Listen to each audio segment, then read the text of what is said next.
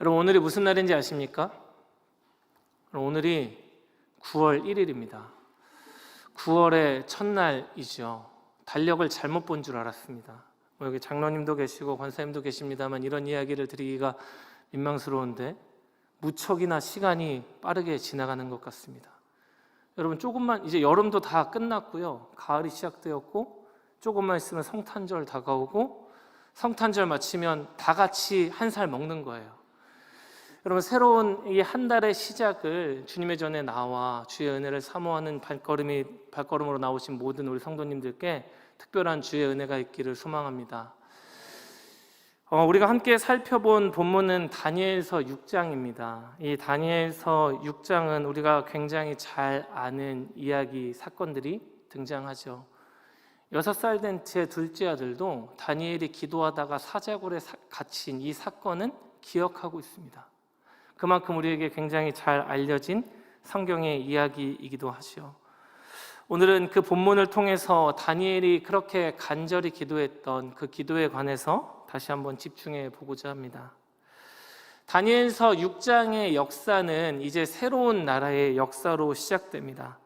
강대국 바벨론이 느부갓네살 왕의 외손자였던 벨사살 왕을 끝으로 역사에서 그 자치를 감추게 됩니다. 멸망을 당하게 되는 것이죠. 벨사살 왕은 교만했었고 하나님을 인정하지 않는 왕이었었습니다. 그는 자신의 위세를 자랑하고자 베풀었었던 연회에서 하나님의 성전에 있었던 기구들을 가져다가 술잔을 삼는 악행을 저지르게 되죠. 하나님도 두려워하지 않았고 하나님의 존재 자체를 부정했었던 굉장히 교만한 왕이었었습니다. 여러분, 그러한 교만했던 왕을 하나님이 그냥 두실 리 만무했었고 하나님께서는 이 바벨론과 벨사살을 심판하시기에 이릅니다. 잘 아시는 것처럼 그 잔치가, 그 연회가 무르익었을 때쯤에 한 손이 나타나 벽에 글자를 새기게 되죠. 무엇이라고 새겼습니까? 메네 메네 데겔 우바르신이라고 이 글자를 새기게 되었습니다. 직감적으로 벨사살은 어떤 두려움을 느꼈으나 그 누구도 이 말을 해석해내지 못했었고 결국 다니엘이 벨사살 왕 앞에 찾아와 이제 하나님의 손길이 당신을 떠났습니다. 하나님의 통치가 이 나라를 향한 하나님의 통치가 이제 끝이 났습니다 라고 이야기하게 되고 그날 밤에 갈대아 사람에게 이 벨사살은 죽임을 당하게 됩니다. 이것으로써 강대했던 나라 바벨론의 역사는 모두 끝나고요. 이제 다니엘서 6장에 와서는 메대와 바사 사람 다리오가 이 땅을 통치하게 되는 새로운 나라의 역사로서 이 배경을 설명하고 있습니다. 다리오라고 하는 이 성경의 인물은 이 역사적으로 많은 기록이 있지 않기 때문에 역사학자들마다 조금씩 그 의견이 다르긴 합니다만 가장 많은 지지를 받는 것은 어떤 의견이냐면 다리오가 메대와 바사의 총독이었다라는 것이죠. 메대와 바사 제국의 왕이었던 고레스가 바벨론을 멸망시키기 위하여서 파견한 총독이 다리오였었고 그 바벨론을 멸망시키는데 혁혁한 공을 세웠던 다리오로 하여금 그 땅을 다스리게 하였다라는 것이 일반적인 중론입니다. 그러니까 이제 바벨론의 역사는 끝났고 메대와 바사의 역사가 새롭게 시작되는데 이 땅 가운데 세워진 통치자가 바로 다리오였다라는 것이죠.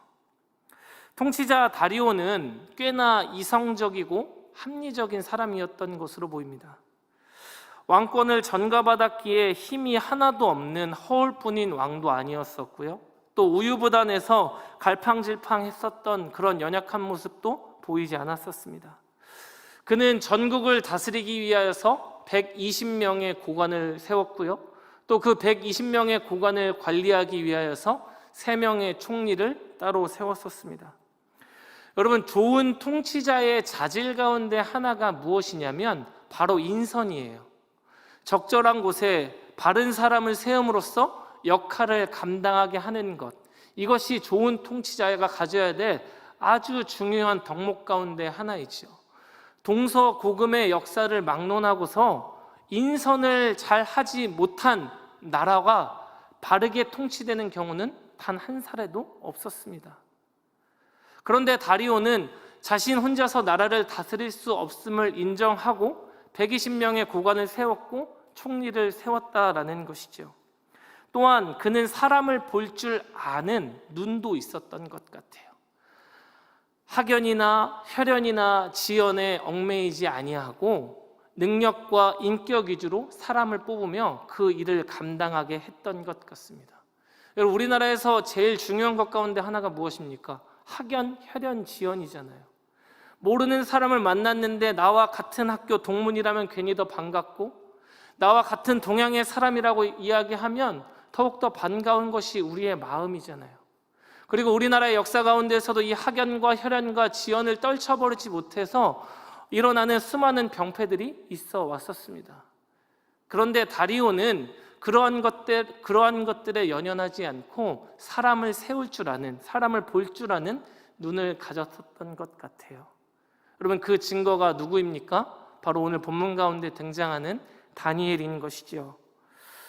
다니엘이 유능했던 것은 분명한 사실 같아요. 이전에 기록되었던 다니엘의 바벨론에서의 모습은 분명히 탁월함을 우리에게 나타내 보여주고 있습니다. 그는 하나님께서 부어주신 지혜로 말미암아 사람들이 해결하지 못했던 것을 탁탁 해결해내기 시작했었거든요. 느부갓네살 왕이 자신이 꾼 꿈의 내용과 해석을 내놓지 않으면 온 나라의 지혜자를 다 죽이겠다고 협박했을 때 영웅처럼 등장했던 것이 누구였었습니까? 바로 어린 다니엘이었습니다. 벨사살 왕이 두려움을 느껴서 어서 이 글자를 해석해내라고 온 나라의 지혜자를 다그칠 때에도 그 문제를 탁월하게 해결했던 것도 다니엘이었어요. 그러니까 그는 왕이 바뀌어도 여전히 왕궁에서 일을 하고 있을 정도로 굉장히 탁월함이 있었던 사람이었던 것 같습니다. 그런데 그렇다 할지라도 이 다니엘의 존재는 다리오 왕에게 있어서는 여러 가지 부담을 가질 수밖에 없는 존재였었죠. 왜 그런 거 아니? 다리오가 이 땅을 통치하기 시작했었을 때의 다니엘의 나이가 80이 넘은 고령이었었습니다. 물론 요즘 같은 시대에는 80이라 그래도 얼마든지 정정하고 자신의 역할을 하실 수 있는 어르신들이 많이 있으십니다만, 고대 근동의 사회에서, 그러니까 다니엘이 활동했던 이 시대에서 80이라 그러면 지금보다도 훨씬 더 고령의 나이인 것이거든요. 그러니까 민첩함도 부족할 수 있고 결단력도 떨어질 수 있을 것 같아 보이는 것이죠. 뿐만 아니라 이 다니엘이라고 하는 사람은 이전의 나라였었던 바벨론에서 굉장히 공을 많이 세웠던 인물이에요. 원래 새로운 역사, 새로운 나라가 시작되면 이전 것들은 청산하는 것이 관례인데, 그를 한 나라의 120명의 고관을 다스리는 총리로 세우는 것에 부담을 느끼지 않을 수가 없었던 상황이었던 것이죠. 뿐만 아니라 그는 유다 포로라는 출신의 이 배경 출신도 별로 그닥 좋지 않았어요. 그러니까 여러 가지의 상황들이 다리오 왕에게는 부담이었을 것이 분명한데, 그럼에도 불구하고 그런 것들, 그런 배경과 상황과 조건들 다 물리치고 다리오는 그를 총리로 세울 정도로 유연한 사고와 합리적인 사고를 가지고 있었던 왕이었다라는 것입니다. 그런데 이 120명의 국왕들 위에 3명의 총리로 다니엘이 임명되기 시작한 순간부터 문제가 발생하기 시작합니다. 다니엘서 6장 4절에서는 이렇게 이야기하고 있습니다. 이에 총리들과 고관들이 국사에 대하여 다니엘을 고발할 근거를 찾고자 하였으나 아무 근거, 아무 허물도 찾지 못하였으니 이는 그가 충성되어 아무 그릇됨도 없고 아무 허물도 없음이었더라. 성경에서는 다니엘 주변의 사람들의 다니엘을 향한 그 질투를 그저 이렇게 이야기하고 있습니다. 다니엘을 고발할 근거를 찾았지만 그들은 찾지 못했다 정도로 이야기하고 있습니다만, 아마 추측해보건대 이 사이에는 수많은 음모와 시기와 질투가 다니엘을 향하고 있었을 것이 분명합니다. 그런데도 이들은 아무런 것을 고발할 것을 찾지 못했었다라고 성경은 이야기하고 있는 것이죠. 여러분, 내 위에 설 만한 사람이 아닌데 내 위에 있으면 짜증이 날 수밖에 없어요. 아마 이 메디아 바사의 고관들이 그러한 감정을 느꼈던 것 같습니다. 우리가 살아가면서 우리 주변의 사람들을 볼 때에 우리 주변에 누군가가 굉장히 탁월함을 가지고 있으면, 내가 도저히 범접할 수 없을 정도로 탁월함을 가지고 있으면 느끼는 감정이 둘 중에 하나예요. 첫 번째로 그 사람을 동경하게 되거나 아니면 그 사람을 향한 시기와 질투가 내 마음 가운데 가득해지게 됩니다. 여러분, 저와 동갑내기 동기인 목사님 한 분이 계세요. 이 목사님은 저랑 대학도 동기였었고 신대원도 동기고 또 동갑내기 친구이기도 합니다.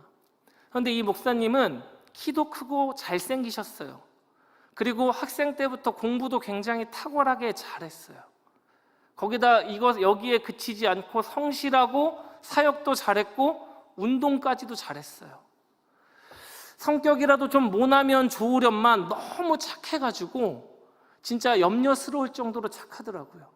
그런 그 동기 목사를 바라보면서 저는 개인적으로 짜증이 나더라고요. 하나님, 저 친구가 가진 것 가운데 무엇 하나라도 좀 저에게 주셔야 되는 것 아닙니까? 쟤는 키도 크고 얼굴도 잘생기고 공부도 잘하고 노래도 잘하고 사역도 잘하고 운동도 잘하면 거기다가 인성까지 올바르면 하나님, 저는 도대체 뭐가 됩니까? 주님, 나에게 뭐라도 좀 하나 주셔야 저도 힘있게 주의를 감당하고 사역을 할 때 좀 기쁨이 있지 않겠습니까? 여러분, 이런 아주 연약하고 보잘것없는 마음이 저에게 들 때가 있더라고요. 여러분, 하나님 나라에 그렇게 탁월한 사역자가, 탁월한 목회자가 많으면 얼마나 좋은 것입니까? 그런데 아주 치졸하게도, 아주 부족하게도 저에게는 시기와 질투의 마음이 들었다라는 거예요.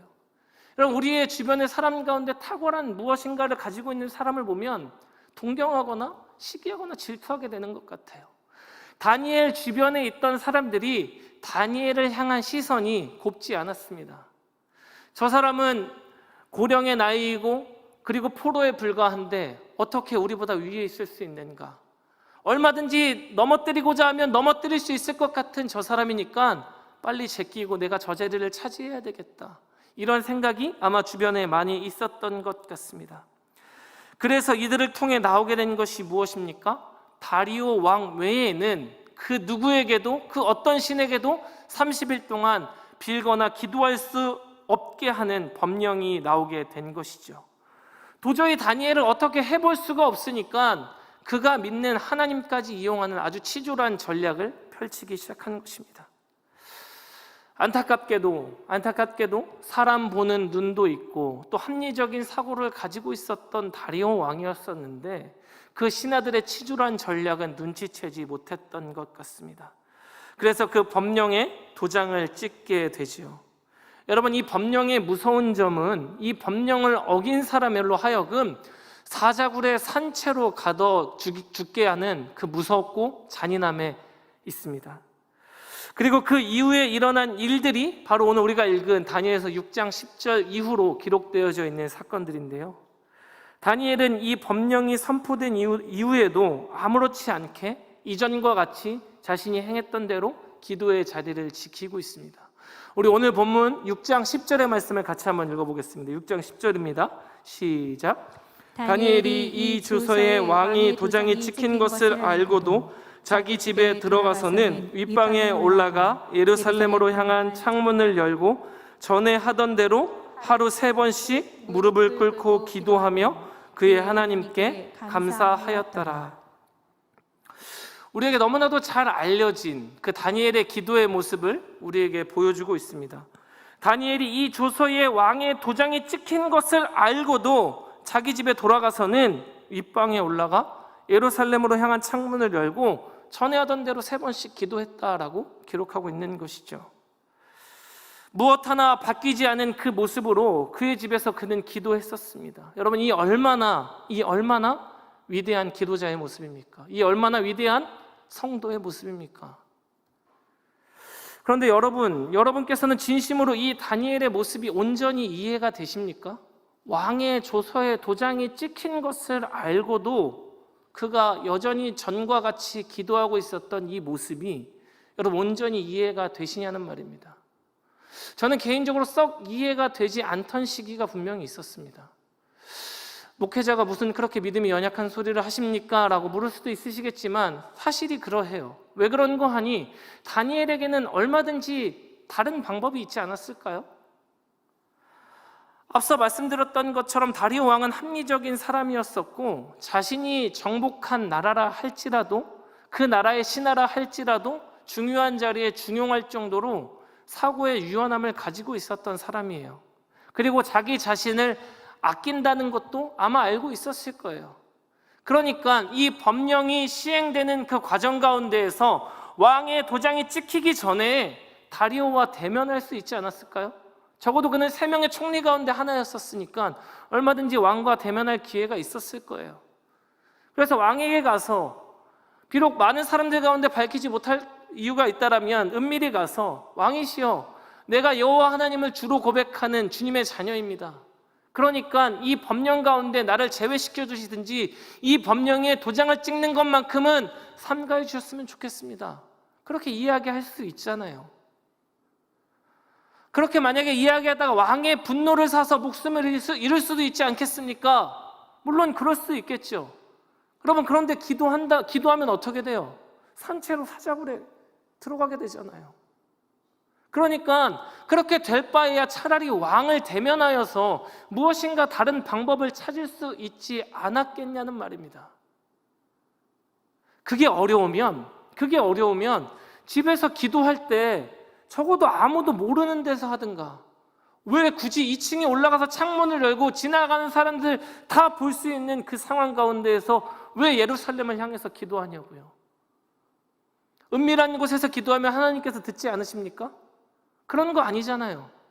그럼에도 불구하고 왕이 조서의 법령을, 그 도장을 찍은 것도 다 알고 있음에도 불구하고 그는 여전히 전과 같이 기도하였었더라고 성경에서 기록하고 있습니다. 저는 개인적으로 이 모습이 온전히 이해되지 않았다라고 말씀을 드리고 있는 것이죠. 물론 다니엘보다 훨씬 더 믿음이 연약한 저 자신이니까 그럴 수도 있겠습니다만, 본문에서 말하고 있는 초점은 다니엘이 매일 습관처럼 같은 장소에서 기도하는데 있지 않다라는 말씀을 드리고 있는 거예요. 여러분, 다니엘이 하루에 3번씩 기도하는 습관이 있었던 것은 물론 잘 알려진 사실이었습니다. 그런데 그 기도의 습관을 바꾸지 않으면 하나님의 심판을 받게 됩니까? 그 법령이 선포된 것처럼 30일 동안 기도를 멈추면 하나님께서 그를 외면하시고 버리실까요? 여러분, 저는 그렇지 않았을 거라고 확신합니다. 입장을 바꾸어서 한번 설명을 해보도록 하겠습니다. 여러분, 가정이에요. 매일 저녁 집에서 식사를 하고 자신의 방에서 기도하는 습관이 있으신 집사님이 있으셔요. 매일같이 이 집사님께서는 자신의 방에서 기도를 하는 습관을 가지고 있으십니다. 여러분, 기도하는 습관보다 성도에게 유익이 되는 것이 무엇이 있겠습니까? 이 집사님은 늘 자신이 정한 시간에 그렇게 기도하기에 힘쓰셨습니다. 단 하루도 빼먹지 아니하고 하루의 마무리를 기도로 하셨어요. 가정이에요. 여러분, 그런데 어느 날 식사를 하고 나서 자신의 아내가 배가 아프다라고 말하기 시작합니다. 그저 가벼운 복통이 아니라 말 그대로 떼굴떼굴 구르면서 배가 아파서 어찌할 바를 모르고 있어요. 그런데 만약 이 집사님께서 나는 정한 시간에 기도를 해야 되니까 정 아프면 119 불러 하고 자신의 방으로 들어갔다라고 생각해 보시죠. 여러분, 그 사람이 만약에 내 아내, 내 남편이라면 여러분은 어떻게 하시겠습니까? 정말 다니엘과 같은 성정을 가진 사람이구나, 다니엘과 같은 믿음을 가진 사람이구나 칭찬하고 박수하겠습니까? 여러분, 욕하지 않으면 다행이지요. 그렇잖아요. 그러니까 이 사람의 기도의 습관 자체가 이 사람을 위대하게 만드는 것이 아니라는 이야기이죠. 다니엘은 하루에 3번 습관을 따라 기도했기 때문에 목에 칼이 들어온다 할지라도 그 기도를 했던 성실한 사람이라는 것에 본문에 요지가 있지 않다라는 이야기입니다. 다니엘의 기도에서 정말 중요한 것은 무엇이냐면 10절 하반절에 보면 이렇게 기록하고 있습니다. 하루에 3번씩 무릎을 꿇고 기도하며 그의 하나님께 무엇하였더라? 감사하였더라. 그의 하나님께 감사하였더라. 그가 하나님께 여전히 감사의 고백을, 감사의 기도를 끊이지 않고 하고 있었다라고 성경은 기록하고 있습니다. 도대체 무엇을 감사한단 말입니까? 도대체 어떻게 감사할 수 있느냐는 말입니다. 여러분, 다니엘이 감사의 고백을 할 수밖에 없었던 배경에는 다리오 왕의 그 법령이 있습니다. 우리 함께 다니엘서 6장 7절을 읽어보도록 하겠습니다. 다니엘서 6장 7절입니다. 시작. 나라의 모든 총리와 지사와 총독과 법관과 관원이 의논하고 왕에게 한 법률을 세우며 한 금령을 정하실 것을 구하나이다. 왕이여, 그것은 곧 이제부터 30일 동안에 누구든지 왕 외에 어떤 신에게나 사람에게 무엇을 구하면 사자굴에 던져 놓기로 한 것이니이다. 모든 총리와 관원과 법관이 모여서 의논하기 시작했었습니다. 어떤 내용으로 의논하는 것입니까? 다니엘 한 사람을 축출하기 위하여서, 다니엘 한 사람을 잡기 위하여서 온 나라의 고관들과 법관들과 지혜자들이 모여서 고민하기 시작했습니다. 그리고 한 법을 세웠는데 그 내용이 무엇이냐면 왕 외에 어떤 신이나 다른 사람에게 구하거나 기도하면 사자굴에 그를 넣어서 처형하기로 한 내용인 것이죠. 다리오 왕이 신적 존재라는 오만함이 드러나기도 했으며 사람을 사자굴에 넣어서 죽인다는 아주 잔인한 형벌의 법령이기도 하였었습니다. 다니엘 한 사람을 잡기 위한 아주 교묘하고도 악랄한 법령이었죠. 그리고 실제로 그들의 이 치졸한 전략은 성공하기까지 했습니다. 오늘 본문 12절을 보면 이렇게 기록하고 있습니다. 이에 그들이 나아가서 왕의 금령에 관하여 왕께 아뢰되, 왕이여, 왕이 이미 금령에 왕의 도장을 찍어서 이제부터 30일 동안에는 누구든지 왕 외에 어떤 신에게나 사람에게 구하면 사자굴에 던져놓기로 하지 아니하였나이까 하니, 왕이 대답하여 이르되 이 일이 확실하니 메대와 바사에 고치지 못하는 규례니라 하는지라. 다니엘이 기도하는 것을 봤어요. 이제 그를 축출할 수 있는 아주 좋은 기회가 찾아왔습니다. 그리고 신하들이 왕에게 찾아가서 이야기하는 거죠. 왕이시여, 법령을 세우지 않았습니까? 당신이 그 법령에 도장을 찍지 않았습니까? 그러니까 내미는 근거가 법의 근거여서 아주 치밀하게 다니엘을 축출해내고자 했었던 그들의 시도가 있었다라는 것입니다. 앞서 이야기했던 것처럼 다리오 왕은 합리적인 사람이었었고 다니엘을 무척이나 아꼈던 사람임에 분명합니다. 그러하기에 14절에서 보면 다니엘을 아꼈던 그 다리오 왕의 고뇌가 나오기도 하는데요, 이렇게 기록하고 있습니다. 왕이 이 말을 듣고 그로 말미암아 심히 근심하여 다니엘을 구원하려고 마음을 쓰며 그를 건져내려고 힘을 다하다가 해가 질 때에 이르렀더라. 그러니까 왕이 이 다니엘을 어떻게든 구하고 싶었던 거예요. 고민했겠죠. 그리고 시간이 지나서 해가 지기에 이르렀다라고 성경은 이야기합니다. 다리오 왕이 다니엘을 향한 그 애틋한 마음을 볼 수가 있는 본문이기도 합니다. 이 법령이 완성되어져 가는 그 과정을 다니엘은 다 지켜보았을 것이 분명합니다. 그도 한 사람의 총리였기 때문에 왕이 법령에 도장을 찍는 그 순간이 몰랐을 리가 없지요. 그 모습을 보면서 다니엘이 심정이 어떠했을까? 여러분, 다니엘의 인생은 참으로 고달픈 인생이었음이 분명합니다. 어린 시절 바벨론의 포로로 끌려와서 이제는 80이 넘는 고령이 되었습니다. 아마 그가 포로로서의 산 생활이 60여 년이 훨씬 넘을 것 같아요.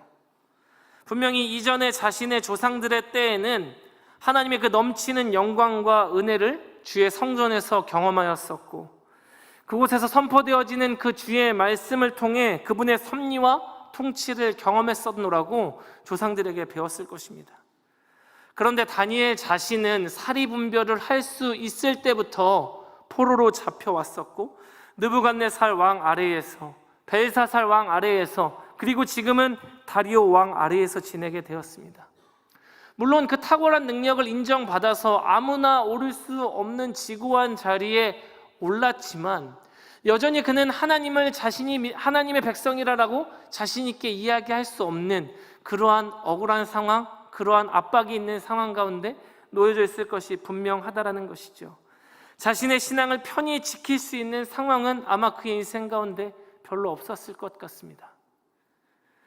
그러한 다니엘이 할 수 있는 최소한의 고백, 그리고 최대치의 몸부림이 무엇이었냐면 바로 기도하는 것이었습니다.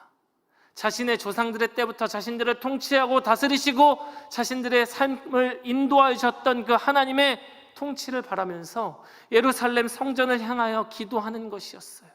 가장 최소한의 가장 최대치의 몸부림이 바로 기도하는 것이었다는 것입니다. 그런데 이제 그 기도의 대상이 하나님이 아니라 인간 다리오로 바뀌었다라는 법령이 선포되어지고 맙니다. 지금 다니엘 앞에 놓인 문제는 그저 그가 기도할 수 있느냐 없느냐의 문제가 아니라 그는 지금 오직 여호와 하나님 한 분만을 섬긴다라고 고백했어야 됐고, 결코 다리오가 그 자리를 대신할 수 없노라고 몸부림치며 고백해야만 했던 것입니다. 꾸준하게 기도하고 습관을 들여 기도해야 좋은 신학이기에 그러했다기보다는 몸부림치면서 주님께서 나의 하나님 되심을 고백하지 않으면 지켜낼 수 없었던 믿음의 고백이 그 안에 담겨져 있는 것이죠. 나 외에는 어떤 사람에게나 신에게나 구하지 말라는 다리오의 법령 앞에서 여전히 여호와 하나님께서 나의 하나님이십니다라고 고백했던 것, 그것이 바로 성경에서는 다니엘이 하나님께 감사했다라고 이야기하고 있는 것입니다. 감사할 수 없는 환경이잖아요. 이제 자신이 기도하는 것이 밝혀지면 자신 앞에 놓인 것은 사자굴의 처저럼밖에 없거든요. 그런데 그럼에도 불구하고 여전히 여호와 하나님께서 나의 하나님이십니다, 그 믿음을 고백하지 않을 수 없었던 다니엘의 몸부림이었던 것입니다. 사랑하는 성도 여러분, 우리 모두에게는 동일하게 육신의 아버지가 있어요.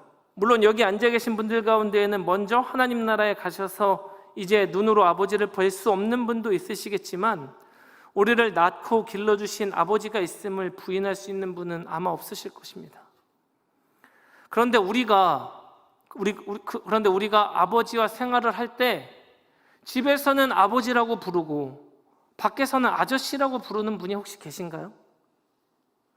집에서는 나를 낳고 길러주신 아버지니까 존경하고 사랑한다라고 이야기하면서 밖에 나와서는 공과 사를 구별해야 되니까 누구누구 씨라고 부르거나 아저씨라고 부르면서 벽을 두는 사람이 있느냐란 말입니다.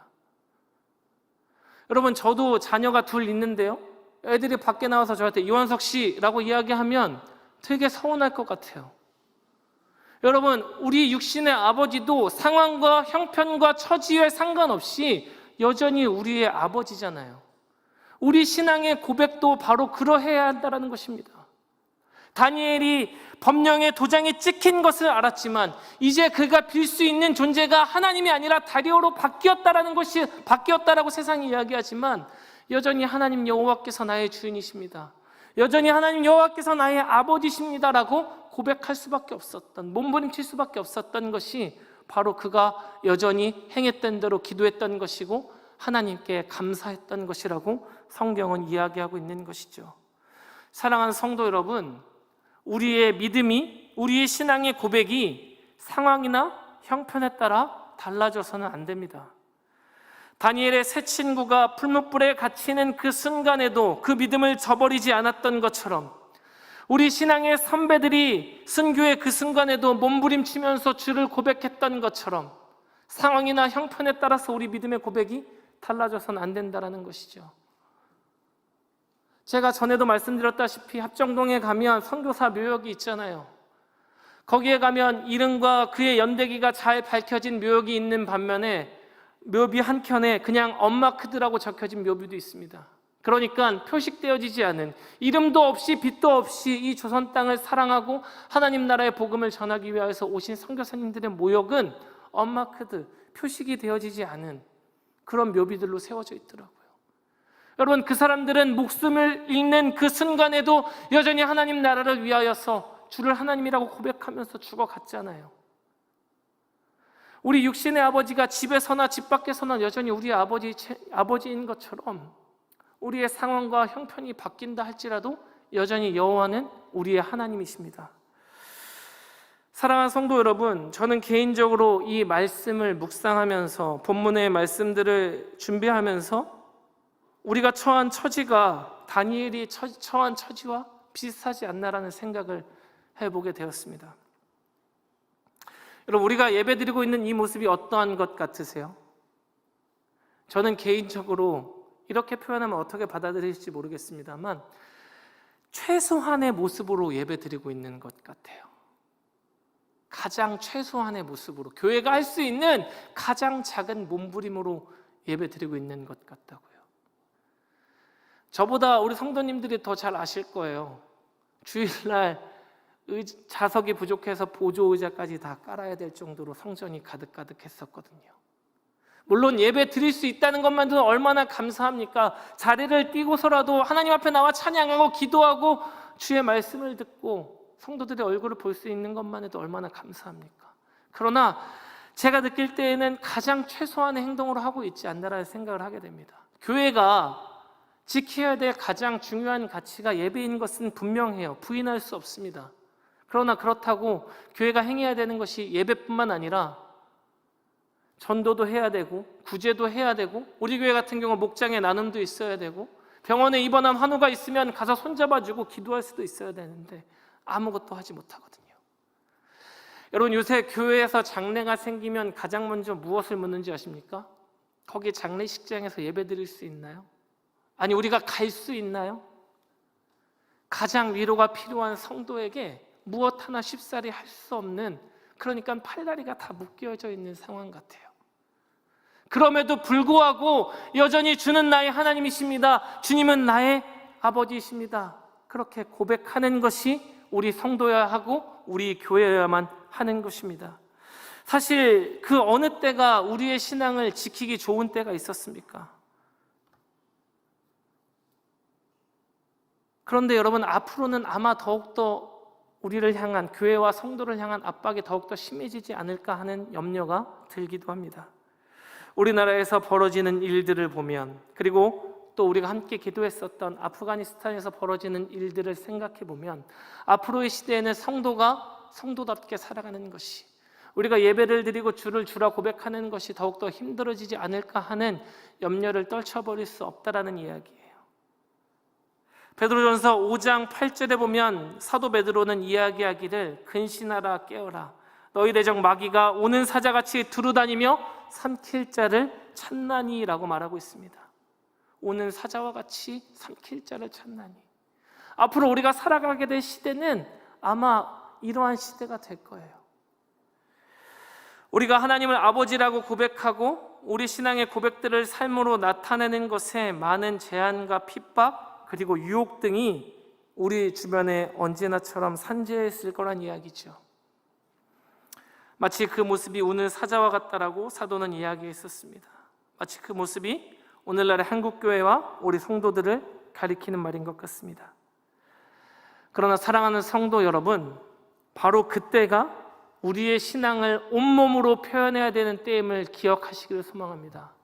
그것을 영혼 가운데 새기는 우리들이 되었으면 좋겠습니다. 다니엘이 법령의 왕이 도장이 찍힌 것을 알고도 주는 여전히 나의 하나님이시라고 고백할 수밖에 없었던 그 몸부림을 기억하는 우리가 되었으면 좋겠습니다. 엊그제 한 목사님을 만나 뵀습니다. 이 목사님께서는 이제 곧 개척을 계획하고 있으시더라고요. 그래서 제가 이야기했어요. 목사님, 조금만 더 있다가 하시죠. 지금 너무 힘들지 않습니까? 기존에 있던 교회들도 너무나도 힘들어하는데 새롭게 개척한다라는 것이 어디 녹록하겠습니까? 목사님, 조금만 기다렸다 하시는 것이 좋지 않겠습니까? 근데 그 목사님이 저에게 이야기하시길, 목사님, 힘든 시기이죠. 그러니까 바로 그때가 교회가 가장 필요한 때이지 않겠습니까? 개척해서 망할 수도 있어요. 나는 망할 수 있는데 하나님 나라는 여전히 진일보하고 있습니다. 그것을 믿는 것이 우리 아닙니까? 스스로 굉장히 부끄러워졌습니다.